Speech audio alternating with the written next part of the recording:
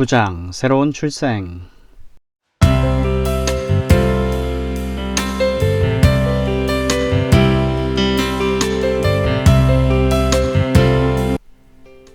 우리는 어떻게 복음의 부르심이 특정한 사람들에게 효력 있게 되는지 알아보고 있습니다. 지난 강의에서는 이 질문에 대한 첫 번째 대답으로서 성령의 중생케 하시는 사역 결과로 사람들 사이에 부르심이 효력 있게 된다는 것을 이야기했습니다.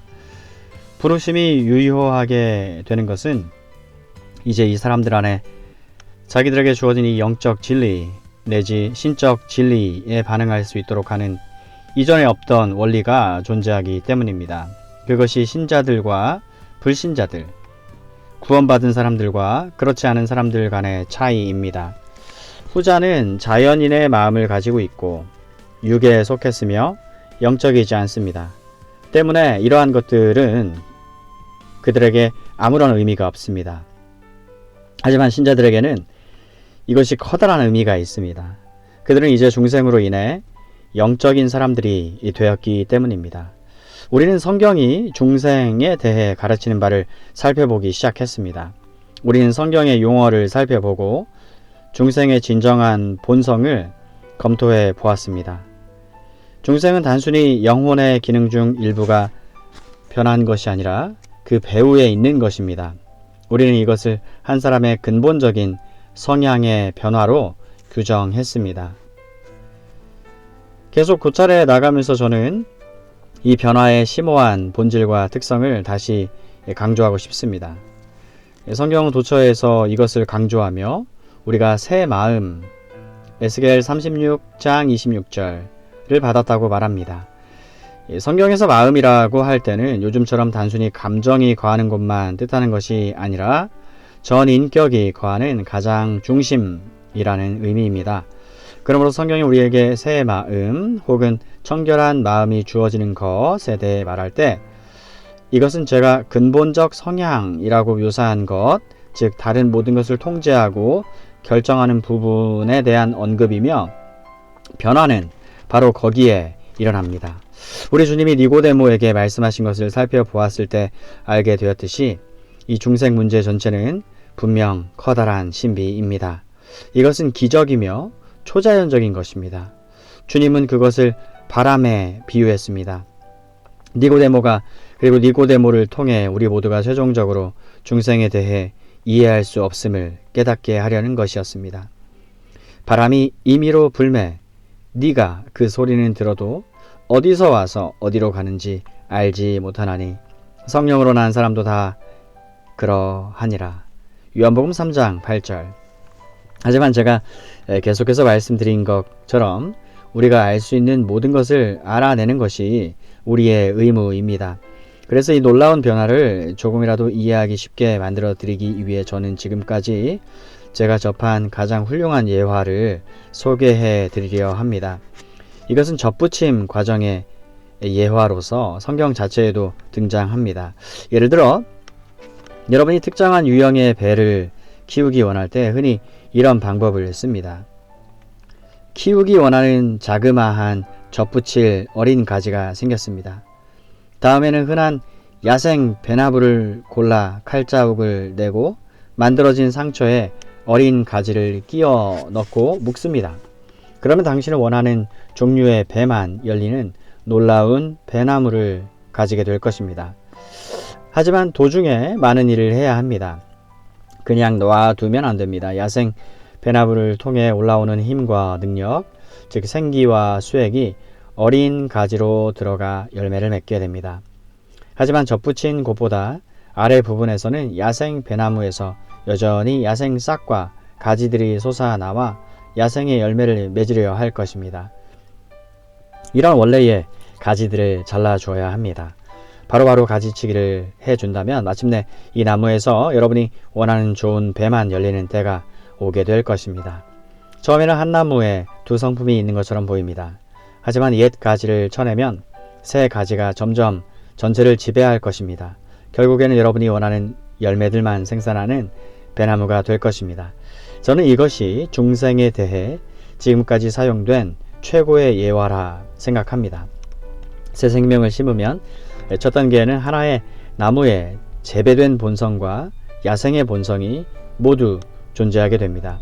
하지만 이 야생 가지들을 쳐내 접붙여진 가지에만 영양이 가도록 신경을 쓰면 그 가지가 튼튼해져서 열매를 맺을 뿐만 아니라 점점 다른 가지를 정복하고 지배하게 될 것입니다. 그 가지는 자신의 생명을 원래의 나무에 내려보내어 결국에는 여러분이 처음에 원했던 훌륭한 배나무가 되도록 하는 능력이 있는 것처럼 보입니다. 완벽한 예화는 존재하지 않습니다만 이 접붙이기의 예는 의미를 최대한 잘 전달하고 있다고 생각합니다. 어떤 의미로는 이것이 바로 중생할 때 일어나는 일입니다. 두 자아가 있는 것이 아니라 여전히 하나의 자아입니다. 하지만 새로운 본성이 우리 안에 들어왔습니다. 우리는 땅에 있는 우리의 지체를 죽이도록 부르심 받았습니다. 옛 본성에 속한 것을 계속해서 가지치고 억제해야 합니다. 그렇게 할 때 이 새 생명은 자라고 성장하여 열매를 맺고 새 본성이 점차 더 분명히 보이게 될 것입니다. 제가 이 점을 애써 강조하는 이유는 어떤 사람들이 스스로를 진정한 복음주의자라고 생각하면서도 중생의 진리와 교리를 완전히 부정하는 일이 벌어지고 있다는 사실이 걱정스럽기 때문입니다. 그래서 저는 다음의 사실을 아주 힘주어 말하고 싶습니다. 중생에서는 우리 안에서 진정한 변화가 일어납니다. 이것은 단순히 우리가 진리 또는 사람에 대해 맺고 있는 관계가 변하는 것 이상의 일입니다. 변화는 우리의 바깥에서만이 아니라 안에서 일어납니다. 그리고 그 변화는 어린 배의 가지를 배나무에 접붙이는 것만큼 분명한 변화입니다. 이 변화는 우리가 그리스도 안에 머물러 있어야만 지속되는 것이 아닙니다. 부직갱이의 예화라고 하는 잘 알려진 성화에 대한 가르침이 있습니다. 여기 차갑고 까맣고 단단해서 구부러지지 않는 부직갱이가 있습니다. 당신이 그 부직갱이를 불 속에 넣어둡니다. 불 속에는 부직갱이가 발갛게 달아올라 부드러워지고 구부릴 수 있게 됩니다. 이 예화는 부직갱이가 불 속에 있는 동안에만 붉게 달궈지고 부드러워진다고 말합니다. 이것은 그리스도 안에 거하는 것에 대한 예화이며 그 안에 거할 때에만 이런 새로운 생명, 새 삶의 방식이 유지된다는 것입니다. 하지만 그 부직갱이를 불에서 꺼내어내오면 완전히 이전 상태로 돌아가 검고 차갑고 딱딱하게 변해버린다고 말합니다. 이것이 그리스도 안에 거하는 일이 얼마나 중요한지 보여주려는 가르침입니다. 만일 우리가 그 안에 거하지 않으면 우리는 이전 상태로 완전히 돌아가게 된다고 말합니다. 하지만 저는 이 예화가 중생의 교리를 부정하고 있다고 말씀드리고 싶습니다. 그리스도인이며 거듭난 사람도 타락할 수 있습니다. 그들은 여기서 말하는 신비적 의미에서는 그리스도 안에 거하지 않을 수도 있습니다. 하지만 그렇다 하더라도 그들이 이전 상태로 돌아가는 것은 아닙니다. 그들은 거듭났습니다. 그들 안에는 새로운 원리가 있습니다. 변화가 일어났으며 그 변화는 여전히 존재합니다. 그들이 이 변화를 충분히 보여주고 있지는 않지만 변화는 존재합니다. 이 사람들이 완전히 이전 상태로 돌아갔다고 묘사해서는 안 됩니다. 구명대의 예화도 마찬가지입니다. 죄인은 바다에 빠진 수영을 못하는 사람의 비유가 됩니다. 그가 구명대를 입고 있는 동안에는 물에 떠 있습니다. 하지만 구명대를 벗어버리면 이 사람은 바닥으로 가라앉을 것입니다. 저는 이 예화 역시 중생의 교리를 부정하는 것이라 생각합니다. 어떤 사람이 그리스도 안에 거하지 않으면 마치 아무 일도 일어나지 않았고 아무 변화도 없었던 것처럼 이전 상태로 돌아가 버린다고 말을 하고 있기 때문에 그러합니다. 하지만 앞에서 말한 것처럼 중생의 교리는 이 변화가 단순히 주님과 우리의 관계 내지 진리와 우리의 관계에 대해서만 일어나는 것이 아니라 하나님이 우리 안에서 행하시는 어떤 것이라 가르칩니다. 이것은 우리 안에 심어진 새로운 생명입니다. 삶과 순종의 새로운 원리입니다. 때문에 그것은 반드시 자라고 발전하여 점점 더 커지게 됩니다. 사도 바울의 말을 들어봅시다. 우리가 다 수건을 벗은 얼굴로 거울을 보는 것 같이 주의 영광을 보매 그와 같은 형상으로 변화하여 영광에서 영광에 이르니. 고린도후서 3장 18절. 발전과 성장이 있음을 알 수 있습니다. 왜 그렇습니까? 이 생명의 원리가 집어 넣어졌기 때문입니다. 찰스 웨슬리가 그 구절을 이용해서 말한 것처럼 우리는 영광으로부터 영광으로 하늘나라에 이를 때까지 변화됩니다. 그 일은 우리 안에서 일어나며 우리는 변화되고 더 이상 이전과 같지 않습니다. 성경의 모든 용어가 우리를 부직갱이와 구명대의 예화에 담겨있는 오류로부터 벗어나게 했음이 분명합니다. 우리는 재출생, 새로운 출생, 거듭남, 새 창조에 대해 이야기하고 있습니다. 우리 모두는 사실상 새로운 사람입니다. 이 사실은 아무리 강조해도 지나치지 않습니다. 성경이 이것을 명확하게 가르치고 있을 뿐만 아니라 이후에 우리가 성화의 교리를 다루게 되었을 때 중생에 대한 이 특별한 가르침을 이해하는 것이 얼마나 중요한 일인지 필연적으로 알게 될 것이기 때문입니다. 이것을 이해하지 못하면 우린 사람들이 그리스도 안에 거하도록 만들려는 불안감 때문에 부지중에 중생교리 전체를 부정해버리게 될 것입니다. 사람들이 그리스도 안에 거하도록 권면하는 것은 옳은 일입니다. 그 교리를 다룰 때는 우리도 그렇게 할 것입니다. 하지만 중생이 단지 그리스도와의 새로운 관계일 뿐이라는 인상을 주어서는 결코 아니 됩니다. 이것은 실로 커다란 혼란을 일으키는 일입니다. 중생이 절대적으로 필요한 이유. 지금까지 이 변화의 심오한 내적 특성을 강조했으니 이제 질문을 하나 던져봅시다. 왜 이 변화가 절대적으로 필요합니까? 어떤 근거로 그렇게 말할 수 있는 것입니까? 무엇보다도 성경이 그렇게 가르칩니다. 다시 한번 우리 주님이 니고데모에게 하신 말씀을 기억해 보십시오. 진실로 진실로 너에게 이르노니 사람이 거듭나지 아니하면 하나님의 나라를 볼 수 없느니라. 요한복음 3장 3절. 또 다음과 같이 말씀하십니다. 사람이 물과 성령으로 나지 아니하면 하나님의 나라에 들어갈 수 없느니라. 요한복음 3장 5절. 재출생은 절대적으로 전적으로 필요한 일입니다. 사람이 거듭나지 않으면 하나님 나라에 들어가는 것은 고사하고 그것을 볼 수조차 없습니다. 바울도 갈라디아서 6장 15절에서 같은 것을 가르칩니다. 그는 할례나 무할례가 아무것도 아니로되 오직 새로 지으심을 받은 것만이 중요하니라. 중요한 것은 오직 하나입니다. 할례의 유무가 아니라 새 창조, 새로운 피조물이 중요합니다. 에베소서 4장 24절에서도 바울은 하나님을 따라 의와 진리의 거룩함으로 지으심을 받은 새 사람에 대해 묘사하면서 같은 내용을 말합니다.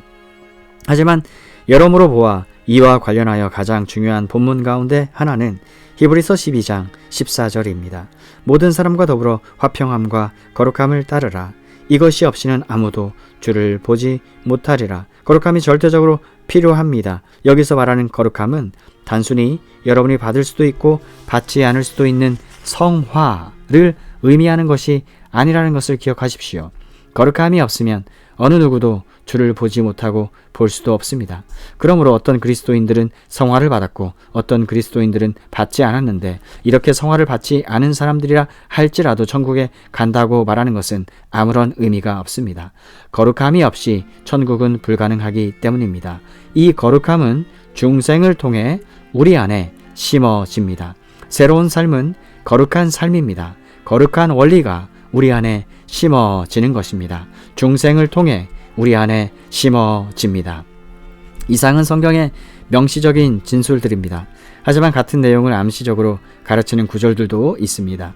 영생은 하나님을 아는 것으로 규정됩니다. 영생은 곧 유일하신 참 하나님과 그가 보내신 자 예수 그리스도를 아는 것이니라. 요한복음 17장 3절. 우리 주님은 자신이 양으로 생명을 얻게 하고 더 풍성히 얻게 하려고 오셨다고 말씀합니다. 요한복음 10장 10절. 주님은 우리에게 영생을 주기 위해 오셨으며 영생은 하나님과 그가 보내신 예수 그리스도를 아는 것을 의미합니다.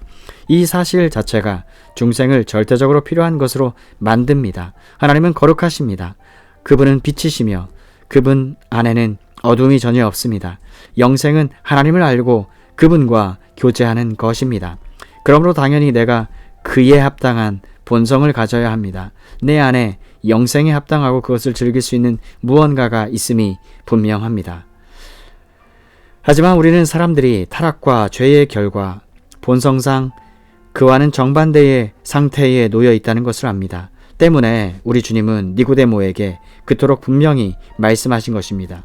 니고데모는 이해하려 애쓰고 있었으며 현재의 상태에서 다음 단계로 나아갈 수 있으리라 생각했습니다. 우리 주님은 절대 그렇지 않다고 말씀하십니다. 육으로 난 것은 육이요 영으로 난 것은 영이니. 요한복음 3장 6절. 둘 사이에는 아무런 공통점이 없습니다. 육과 영을 섞는 것은 전혀 불가능합니다. 우리 주님은 아무리 논쟁해도 그 일은 불가능하다고 말씀하십니다. 영적인 것이 있고 육에 속한 것이 있는데 그 둘을 한데 결합할 수는 없습니다. 당신은 거듭나야 합니다. 영적으로 변해야 합니다. 이와 같이 하나님의 성품과 죄의 결과물인 사람들의 성품이 중생을 필수적인 것으로 만듭니다. 사람에게 내재하는 신성의 불꽃, Divine Spark 따위는 존재하지 않기 때문입니다. 물론 신성의 불꽃의 존재를 믿는 사람들은 중생을 믿지 않습니다. 그것은 완벽하게 일관성 있는 행동입니다. 그러나 신성의 불꽃 교리를 비난하는 사람들이 그럼에도 불구하고 사람의 본성에는 큰 일을 할 수 있는 무언가가 있어서 중생이 절대적으로 그리고 우선적으로 필요한 것은 아니라고 생각하는 듯이 보이는 것은 참으로 이상한 일입니다. 그래서 중생이 제일 처음에 놓여야 합니다. 최종적으로 나를 중생으로 이끄는 무언가를 스스로 하는 것이 가능하다면 나에게는 중생이 필요하지 않기 때문입니다. 타락과 죄의 결과물인 내가 스스로 영적 진리와 복음을 인식할 수 있어서 그래 나는 여기에 주의를 기울여야겠어 라고 말한다면, 그리고 그렇게 주의를 기울인 결과 내가 거듭난다면 나에게는 생명의 선물이 필요하지 않습니다. 내가 진리를 인식하고 소원할 능력과 힘과 분별력을 이미 가지고 있다면 나는 중생할 필요가 없습니다. 하지만 사실은 나는 그런 능력을 가지고 있지 않습니다. 타락과 죄로 인해 사람들은 진리를 소망하지 않습니다. 그들은 하나님과 원수되었습니다. 그들은 하나님을 대적합니다.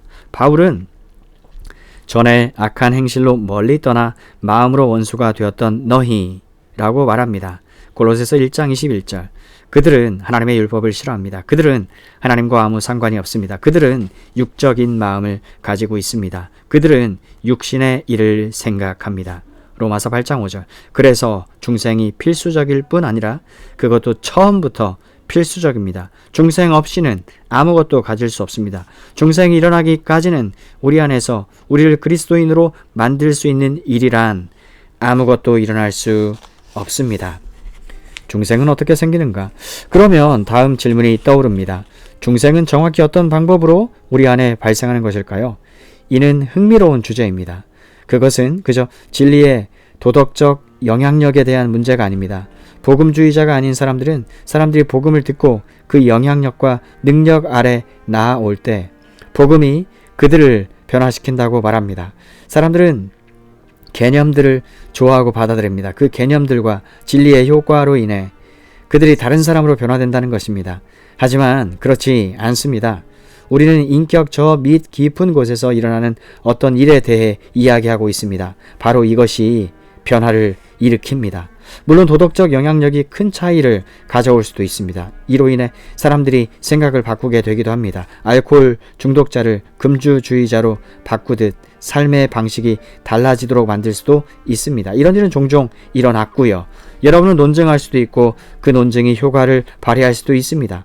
그리스도를 전혀 언급하지 않고서도 술을 완전히 끊고 맑은 정신으로 살아가며 금주론자가 되는 사람이 있을 수도 있습니다. 사람들은 진리의 도덕적 효과와 사상들의 도덕적 영향을 받아 자기들 안에서의 위대한 변화를 일으킬 수 있습니다. 하지만 여기서 우리가 다루고 있는 것은 이런 변화가 아닙니다.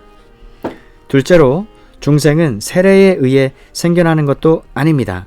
이것은 오랫동안 논쟁과 토론 대상이 되어 왔습니다. 로마 가톨릭 교회는 세례라는 도구를 통해 그리고 오직 세례를 통해서만 중생이 발생하고 성취된다고 가르칩니다.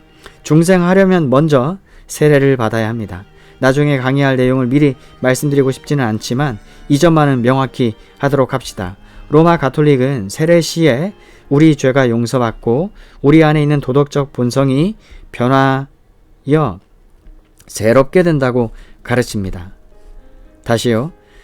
로마 가톨릭은 세례 시에 우리 죄가 용서받고 우리 안에 있는 도덕적 본성이 변하여 새롭게 된다고 가르칩니다. 세례가 우리를 원죄의 타고난 권능과 더러움으로부터 해방시켜 준다는 것입니다. 아담의 타락과 우리와 아담의 연합으로 인해 우리는 모두 더러워졌고 죄의 권능이 우리에게 들어왔음을 기억하실 것입니다. 그런데 로마 가톨릭은 어린아이가 세례받을 때 그 아이는 원죄의 타고난 권능과 오염으로부터 구원받는다고 가르칩니다. 아담으로부터 물려받은 모든 것이 씻어지고 지워질 뿐 아니라 세례를 통해 우리가 하나님의 자녀와 후사 즉 상속자가 된다고 말합니다. 영국 국교회 가톨릭파 역시 앵글로 캐톨릭 세례에 의한 중생을 가르칩니다. 그리고 이상하게 보일지 모르지만 루터파도 마찬가지입니다. 루터는 결코 이 견해를 물리치지 않았으며 그의 추종자들 역시 마찬가지였습니다. 루터파와 로마 가톨릭 견해에는 한 가지 차이가 있습니다. 가톨릭에서는 세례가 없이는 중생 못한다고 말합니다. 반면 루터파에서는 세례가 없이도 중생할 수는 있으나 통상적으로는 세례를 통해 중생한다고 말합니다. 그러나 우리는 그렇게 가르치지 않습니다. 우리는 중생은 세례로 인해 생겨난 것이 아니며 세례를 받은 사람들은 이미 거듭났다는 증거를 보인 사람들이었다는 성경적 증거가 사도행전에만도 수없이 많이 나타나 있다고 말합니다. 실로 그들은 거듭났기 때문에 세례를 받습니다. 그들이 새로운 출생의 증거를 제시했기 때문에 그에 대한 표적과 인침으로 세례가 주어진 것입니다. 중생과 말씀과의 관계. 하지만 우리에게는 이보다 훨씬 더 흥미롭고 매혹적인 질문이 있습니다. 중생과 선포된 말씀은 어떤 관계에 있을까요? 우리의 중생이 말씀을 통해 또 말씀에 의해 일어난다는 것을 시사하는 본문이 많이 있습니다. 그중 두 가지를 말씀드립니다. 그가 그 피조물 중에 우리로 한 첫 열매가 되게 하시려고 자기의 뜻을 따라 진리의 말씀으로 우리를 낳으셨느니라. 야고보서 1장 18절. 너희가 거듭난 것은 썩어질 씨로 된 것이 아니요 썩지 아니할 씨로 된 것이니 살아있고 항상 있는 하나님의 말씀으로 되었느니라. 베드로전서 1장 12절. 하지만 지난 강의에서 제가 중생이라는 행위와 출생을 구분했고 둘 사이에 오랜 시간의 간격이 있을 수 있다고 말했던 것을 기억하실 것입니다. 제가 인용한 이 두 본문은 모두 출생에 대한 것임을 말씀드리고 싶습니다. 그 일을 하는 것은 분명 말씀입니다. 말하자면 생명의 씨를 살아나게 하여 출생이 일어나게 하는 것은 말씀을 매개로 하여 오는 효력 있는 부르심입니다.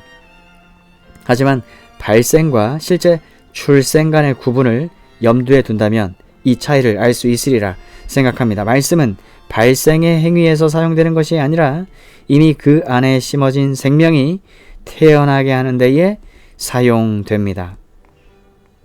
이쯤에서 어떤 사람들은 씨 뿌리는 자와 여러 종류의 땅의 비유를 인용해서 생명은 씨 안에 있다는 등의 사실을 강조할 것입니다. 하지만 이 비유 전체의 요점은 분명 씨가 뿌려진 땅의 특성을 강조하는 것입니다. 돌밭인가 가시떨기 속인가 아니면 좋은 땅인가. 다시 말해 이 비유가 가르치는 것은 정말로 중요한 것은 우리가 성향이라고 부르는 근본적인 부분이라는 점입니다. 성향이 변화되고 올바르게 되었다면 말씀이 임했을 때 효력 있게 될 것입니다. 말씀은 결과를 내고 열매를 맺게 될 것입니다. 실로 성경이 이 사실을 명백하게 가르치는 것처럼 보입니다. 예를 들어 요한복음 6장 65절을 보십시오. 우리 주님은 그러므로 전에 너희에게 말하기를 내 아버지께서 오게 하여 주지 아니하시면 누구든지 내게 올 수 없다 하였노라고 말씀하십니다. 우리가 앞에서 보았던 것처럼 모든 사람이 같은 말씀을 들었지만 어떤 사람들은 나아오고 어떤 사람들은 물러갔습니다. 차이가 무엇입니까? 주님은 이것을 내 아버지께서 오게 하여 주지 아니하시면 이라 설명하셨습니다. 루디아에 대한 이야기를 다시 생각해 봅시다. 그녀가 바울 말을 청종하고 말씀을 들었던 것은 주님이 그 마음을 열어주셨기 때문이었습니다. 그녀의 마음을 연 것은 말씀이 아니라 주님이셨습니다. 주님이 그녀로 하여금 말씀을 받아들이도록 이끄셨습니다. 이것이 순서임에 틀림없습니다. 고린도전서 2장의 논증, 특히 12절 이하 15절은 명백하게 같은 사실을 가르쳐 줍니다. 이 문제에 대해 중요할 뿐 아니라 제가 보기에는 대단히 흥미롭기도 한 최종적 논증 두 가지가 있습니다. 구약 성도들의 경우 어떻게 되는 것입니까? 언약 교리를 다룰 때 우리는 구약 성도들도 우리와 똑같은 입장에 있다는 것을 강조하느라 커다란 노력을 기울였습니다. 옛 세대와 새 세대에는 단 하나의 언약만 있습니다. 우리가 믿음의 자녀이기 때문에 여러분과 저는 아브라함의 자손이며 아브라함은 우리 조상입니다. 물론 옛 세대와 새 세대의 언약이 시행되는 방법은 달랐지만 위대한 은혜의 언약은 오직 하나입니다. 우리 주님은 아브라함과 이삭과 야곱이 하나님 나라에 있을 것이며 다른 사람들이 동서로부터 오는 반면 유대인들은 바깥에 쫓겨날 것이라 말씀하셨습니다. 누가복음 13장 28, 29절. 다시 말해 구약 성도들은 거듭났습니다. 다윗은 거듭났습니다. 그는 새로운 사람, 새로운 피조물이었습니다. 족장들과 선지자들도 마찬가지였습니다. 히브리서 저자도 11장 마지막에서 이것을 말했습니다. 그는 그 성도들이 약속을 완전히 받지는 못했다고 말합니다. 약속이 완전히 주어지지 않은 것은 그들이 말하자면 우리보다 앞서 달리지 않도록 하기 위함이었다는 것이 저자의 논지입니다. 여기 그 구절이 있습니다. 이 사람들은 다 믿음으로 말미암아 증거를 받았으나 약속된 것을 받지 못하였으니 이는 하나님이 우리를 위하여 더 좋은 것을 예비하셨은즉 우리가 아니면 그들로 온전함을 이루지 못하게 하려 하심이라. 히브리서 11장 39절 40절. 이처럼 우리는 함께 온전하게 됩니다. 하지만 만일 그 구약 성도들이 거듭났다면 분명히 그랬을 것입니다. 중생의 행위를 실제로 수행하는 것은 말씀이 아님이 분명합니다. 중생은 말씀을 통해 전달되는 것이 아니라 즉각적인 것입니다. 그들을 다루고 그들에게 역사하시는 분은 하나님의 영이셨습니다. 다른 논증은 아이들, 특히 갓난아기들에 대한 것입니다. 우리 모두는 아이들과 갓난아기들이 하늘의 나라에 갔으며 앞으로도 갈 것이고 하나님의 임재 안에서 영혼을 보내게 될 것이라고 믿습니다. 그렇지 않습니까? 그렇다면 어린아이는 어떻게 구원을 받을 수 있을까요? 분명 모든 갓난아기는 구원을 받을 필요가 있습니다. 타락과 원죄의 교리를 믿는다면 모든 어린아이는 죄 가운데 태어나며 죄악 중에서 출생한다는 것을 믿어야 합니다. 시편 51편 5절. 모든 어린아이는 허물과 죄로 죽어 있습니다. 에베소서 2장 1절. 그들은 모두 아담으로부터 원죄와 원죄책을 물려받습니다. 태어나는 모든 아이가 말입니다. 그렇다면 어린아이가 어떻게 구원받을 수 있습니까? 어떻게 어린아이가 하늘나라에 갈 수 있습니까? 중생이 언제나 말씀을 듣고 믿고 받아들여야만 일어난다고 주장한다면 가난아기는 어떻게 구원받을 수 있을까요? 가난아기는 진리를 받아들일 능력이나 이해력이 없고 이런 일을 깨닫지도 못했습니다. 그렇다면 가난아기들에게는 아무런 소망도 없습니까? 우리는 그렇게 생각지 않습니다. 그런 제안은 명백히 거부합니다. 그 답은 물론 어린아이도 다른 모든 사람과 똑같은 방식으로 중생한다는 것입니다. 중생은 전능하신 하나님 자신이 성령을 통해 하시는 일이기 때문입니다. 하나님은 지각이 없는 갓난아기에게도 성인에게 하시는 것과 마찬가지로 영적 생명의 씨를 심으실 수 있습니다. 그러므로 중생이 말씀을 통해 간접적으로 발생하는 것인지 아니면 하나님이 우리에게 직접적으로 작용하시는 것인지 고찰하는 것이 왜 중요한지를 알 수 있습니다. 그리고 저는 지난 강의에서와 마찬가지로 중생이 즉각적이고 직접적이며 하나님이 태초에 무에서 세상을 창조하신 것처럼 새로이 창조하시는 것이라 다시 한번 가르치고 있습니다. 마지막으로 이 모든 것에 비추어 볼 때 중생은 결코 잃어버릴 수 없는 것임이 분명합니다. 당신이 중생했다면 언제까지나 중생한 채로 있을 것입니다. 저는 이것이 불가피한 일이라고 생각합니다. 중생은 하나님의 역사이기 때문입니다. 하지만 사람은 진리를 믿은 결과 거듭날 수 있으며 그 후 그가 죄에 빠져 타락하거나 진리를 부인하면 중생을 잃어버린다고 생각하는 듯한 사람들이 있습니다. 그러나 그가 돌아와 다시 믿으면 그들은 다시 한번 중생한다는 것입니다. 마치 거듭났다가 죽고 거듭났다가 죽고 하는 일을 끝없이 반복할 수 있다는 얘기 같습니다. 교리가 사랑하는 여러분 얼마나 중요합니까? 성경에 이런 일들에 대해 무엇을 가르치는지 분명히 아는 것이 얼마나 중요합니까? 성경은 중생이 영혼 깊은 곳에 하나님 자신이 행하시는 역사이며 하나님의 역사는 영원하다고 말해 줍니다. 아무도 아버지의 손에서 빼앗을 수 없느니라. 요한복음 10장 29절 말씀. 내가 확신하노니 라고 바울은 말합니다. 이 말에 주목합시다. 내가 확신하노니 사망이나 생명이나 천사들이나 권세자들이나 현재일이나 장래일이나 능력이나 높음이나 기쁨이나 다른 어떤 피조물이라도 우리를 우리 주 그리스도 예수 안에 있는 하나님의 사랑에서 끊을 수 없으리라. 로마서 8장 38절 39절 말씀. 바울이 이 말을 할 때 그는 중생을 설명하고 있었던 것입니다. 중생은 단순히 우리끼리의 관계가 아닙니다. 아무도 나를 하나님에게서 끊을 수 없는 이유는 하나님이 이 생명을 내 안에 두셨기 때문입니다. 이것의 직접적인 결과인 신비적 연합을 다룰 때 이 일이 얼마나 불가피한 것인지 더 자세히 살펴볼 것입니다. 이것은 영원한 역사이며 어떤 존재도 이것을 끝내지 못합니다. 요한일서의 다음 구절들을 봅시다. 하나님께로부터 난 자마다 죄를 짓지 아니하나니 그런 사람은 계속해서 죄에 거하지 않는다는 의미입니다. 왜 그렇습니까? 이는 하나님의 씨가 그의 속에 거함이요 그도 범죄하지 못하는 것은 하나님께로부터 났음이라.